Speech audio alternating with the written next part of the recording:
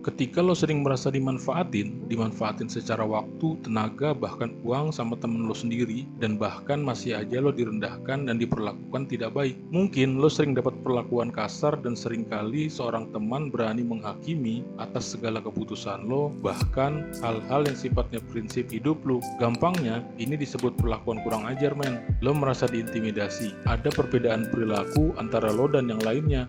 Kenapa semua itu terjadi? Besar kemungkinan semua itu terjadi datang atau bersumber dari diri lo, atau disebabkan karena kesalahan lo memperlakukan diri lo sendiri, men. Ada sesuatu yang harus diperbaiki di diri lo, supaya lo bisa lebih dihargai oleh orang lain, terutama circle atau teman-teman lo sendiri. Di video ini, gue akan share tentang 5 hal yang harus lo lakukan supaya lo lebih dihargai temen lo, men. Simak videonya sampai habis. Nomor 1, lo harus tetapkan batasan yang jelas. Dalam hubungan pertemanan atau orang lain, jangan biarkan orang lain memanipulasi atau memaksa lo melakukan sesuatu yang nggak lo inginkan. Sebagai cowok, lo harus berani bilang enggak jika merasa nggak nyaman atau nggak setuju dengan permintaan orang lain. Misalkan, kalau ada temen ngajak keluar malam buat nongkrong, tapi lo tahu ada hal penting yang harus lo kerjakan, atau memang lo ngerasa waktu malam adalah waktu terbaik untuk lo beristirahat, beribadah, atau saatnya buat lo berkumpul dengan keluarga, lo harus berani dan bisa berkata enggak, dan lo nggak perlu merasa bersalah akan hal itu, men. Lo sepenuhnya berhak atas apa yang memang nggak lo inginkan. Jangan korbankan diri lo hanya karena lo punya perasaan nggak enak buat mengatakannya. Ini menjadikan lo terkesan lemah. Lo nggak perlu mengorbankan diri lo hanya untuk menyenangkan orang lain atau agar lo disukai. Lo harus tetap konsisten dengan tujuan yang akan lo lakukan. Dengan begini, teman lo akan tahu bahwa lo adalah orang yang memiliki prinsip dan tujuan. Sebagai seorang teman, seharusnya mereka mengerti dan menghargai itu, men. Nomor 2, nggak perlu berusaha menyenangkan orang lain setiap saat. Karena satu dogma keliru yang kita peroleh dari lingkungan sekolah ataupun keluarga, seringkali kita merasa ada keharusan untuk menyenangkan orang lain dalam interaksi sosial setiap saat. Tapi faktanya, di dalam kehidupan nyata berjalan lain, men. Kalau lo terlalu fokus untuk menyenangkan orang lain, dampaknya buruk untuk diri lo sendiri. Ini membuat lo cenderung untuk mengekspresikan diri dan sikap yang gak sesuai dengan apa yang sebenarnya lo rasakan atau lo pikirkan. Maksudnya apa? Lo jadi sering banget mengorbankan kebutuhan dan keinginan pribadi lo. Dampaknya, lo jadi mudah membenci orang lain karena rasa tidak puas akan suatu hubungan yang padahal itu adalah kesalahan kita sendiri. Kalau lo berani ngomong tentang keinginan pribadi lo dengan jujur, orang lain akan tahu dan mengerti apa yang sebenarnya lo pikirkan dan apa yang sebenarnya lo mau. Contoh, sebagai seorang teman, lo selalu menyetujui rencana atau aktivitas orang lain meski lo merasa nggak nyaman atau tidak tertarik dengan kegiatan tersebut. Lo nggak ngomong dengan jujur tentang apa yang lo mau dari preferensi pribadi lo.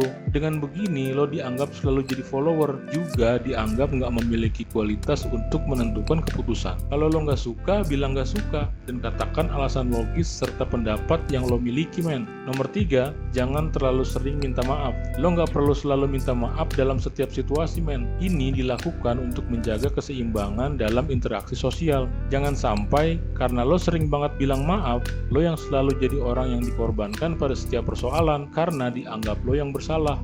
Ini juga bisa menunjukkan kurangnya keyakinan dalam diri lo. Kalau lo berpikir bahwa orang baik adalah orang yang selalu minta maaf, tunggu dulu, men. Mungkin itu nggak sepenuhnya salah, tapi juga nggak sepenuhnya benar. Ada hal-hal atau situasi yang sifatnya tidak bisa dipersalahkan kepada kita atau orang lain.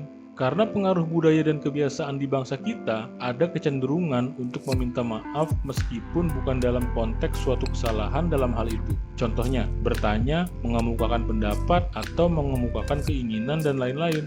Kalau lo terus minta maaf tanpa alasan yang jelas, tanpa ada kesalahan yang memang lo lakukan, ini bisa menimbulkan rasa nggak pede, dan begitupun juga pandangan orang lain melihat lo, sehingga mereka nggak segan-segan untuk mengintimidasi, merendahkan, bahkan menyalahkan lo atas apa yang bukan menjadi kesalahan lo. Contoh, ketika lo terlibat dalam suatu obrolan yang memiliki perbedaan pandangan dengan seseorang, lo nggak perlu minta maaf, men, karena perbedaan pandangan, pendapat, dan prinsip adalah satu hal yang sangat biasa terjadi. Sebagai orang yang dewasa, lo berhak memiliki pandangan atau prinsip sendiri yang lo yakini. Jangan pernah lo takut dianggap buruk dan tidak menyenangkan hanya karena berbeda pandangan, pendapat, dan prinsip. Nomor 4, perbaiki postur dan bahasa tubuh. Bahasa tubuh adalah salah satu aspek penting dalam interaksi sosial yang seringkali kita abaikan. Bahasa tubuh yang nggak tepat bisa memberikan kesan negatif dan mengurangi rasa percaya diri. Oleh karena itu, memperbaiki postur dan bahasa tubuh bisa membantu lu untuk lebih dihargai orang lain. Yang pertama, postur tubuh yang baik dan tegap menunjukkan bahwa lo percaya diri. Hindari postur tubuh yang condong atau membungkuk, karena ini bisa memberikan kesan bahwa lo orang yang gak pede dan kurang menghargai diri lo sendiri. Ini bisa lo perbaiki dengan rajin olahraga, nge-gym, renang, dan lain-lain, sehingga tubuh lo jadi tegap dan memberikan kesan pede juga mantap untuk diri lo sendiri. Lalu perhatikan kontak mata, men. Kontak mata yang tepat dapat memberikan kesan bahwa lo adalah orang yang selalu siaga terhadap ancaman. Tatap mata lawan bicara lo, men. Hindari melihat ke bawah atau ke samping saat bicara, karena hal tersebut dapat memberikan kesan kalau lo takut atau bahkan nggak tertarik pada percakapan tersebut.